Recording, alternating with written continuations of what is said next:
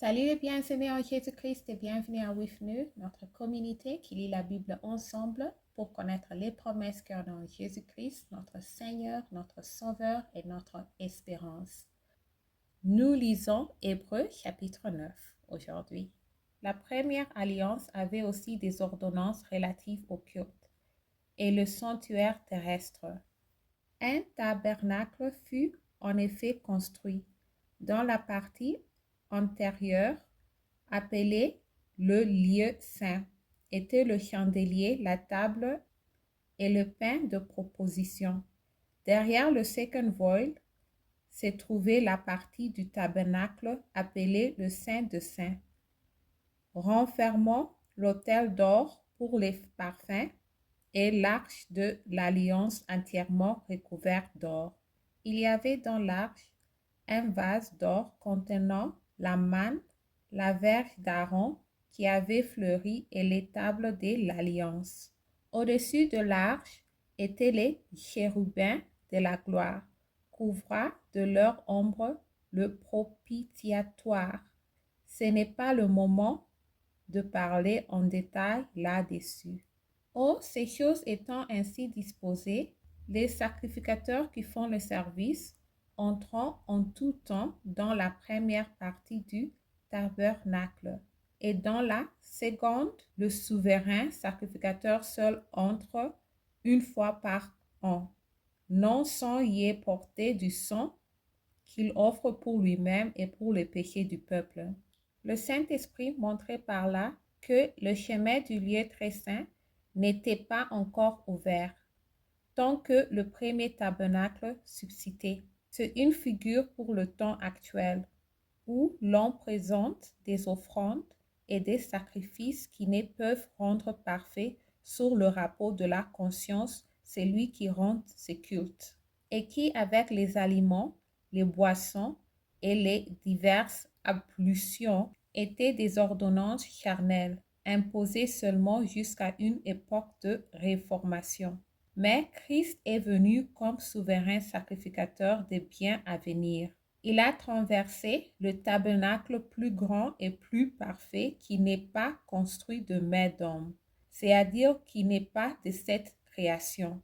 Et il est entré une fois pour toutes dans le lieu très saint, non avec le sang de bouc et de veau, mais avec son propre sang, ayant obtenu une rédemption éternelle.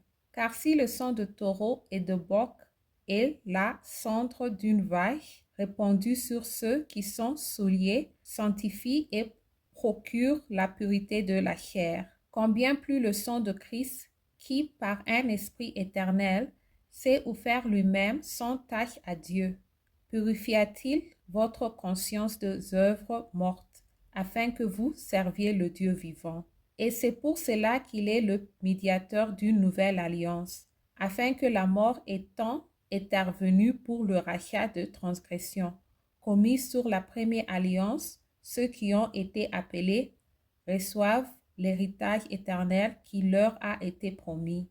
Car là où il y a un testament, il est nécessaire que la mort du testateur soit constatée. Un testament, en effet, n'est valable qu'au camp de mort, puisqu'il n'a aucune force donc que le testateur vit. Voilà pourquoi c'est avec du sang que même la première alliance fut inaugurée. Moïse, après avoir prononcé devant tout le peuple tous les commandements de la loi, prit le sang de veau et de bouc avec de l'eau, de la laine écarlate et de hysope, et il fit l'aspersion sur le livre lui-même et sur tout le peuple en disant: Ceci est le sang de l'alliance que Dieu a ordonné pour vous. Il fit pareillement l'aspersion avec le sang sur le tabernacle et sur tous les ustensiles du culte. Et presque tout, d'après la loi, est purifié avec du sang. Et sans effusion de sang, il n'y a pas de pardon. Il était donc nécessaire, puisque les images de choses qui sont dans les cieux devaient être purifiées de cette manière, que les choses célestes elles-mêmes le fussent par des sacrifices plus excellents que ceux-là. Car Christ n'est pas entré dans, je tourne la page, un sanctuaire fait de main d'homme, en imitation du véritable, mais il est entré dans le ciel même, afin de comparaître maintenant pour nous devant la face de Dieu. Amen. Et ce n'est pas pour s'offrir lui-même plusieurs fois qu'il y est entré, comme le souverain sacrificateur entre chaque année dans le sanctuaire avec du sang étranger.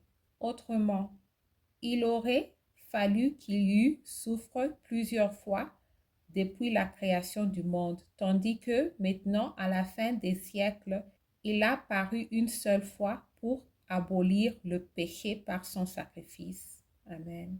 Et comme il est réservé aux hommes de mourir une seule fois, après quoi vient le jugement. De même, Christ, qui s'est offert une seule fois pour porter les péchés de plusieurs, apparaîtra sans péché une seconde fois à ceux qui l'entendent pour leur salut. Merci d'avoir lu ensemble. J'améliore mon français en lisant la Bible. Restez en Jésus-Christ et shalom.